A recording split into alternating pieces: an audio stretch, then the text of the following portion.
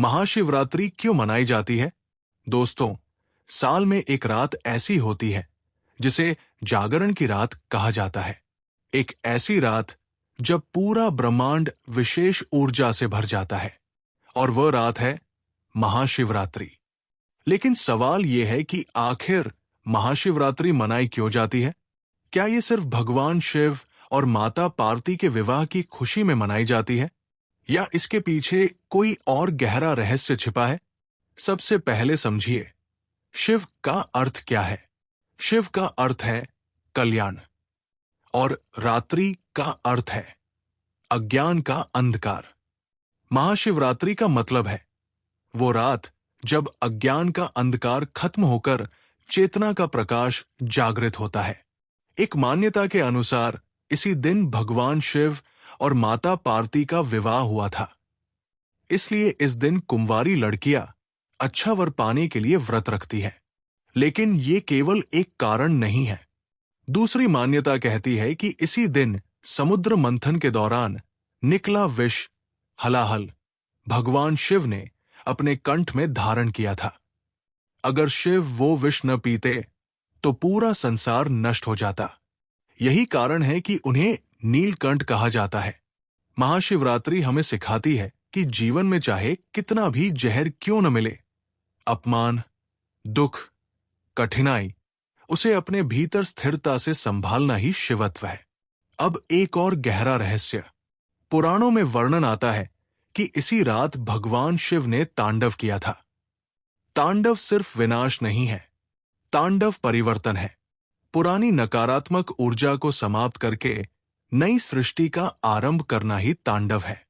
महाशिवरात्रि हमें बताती है कि अगर जीवन में कुछ टूट रहा है, बिखर रहा है, तो घबराओ मत। हो सकता है शिव तुम्हारे जीवन में नया अध्याय शुरू कर रहे हों। वैज्ञानिक दृष्टि से भी ये रात विशेष मानी जाती है। कहा जाता है कि इस रात पृथ्वी की स्थिति ऐसी होती है कि मानव शरीर में ऊर्जा ऊपर की ओर प्रवाहित होती है। इसलिए लोग इस रात जागरण करते हैं, ध्यान लगाते हैं और शिवलिंग पर जल चढ़ाते हैं। अब सवाल, शिवलिंग पर जल क्यों चढ़ाया जाता है? शिवलिंग कोई साधारण पत्थर नहीं है, ये ऊर्जा का प्रतीक है।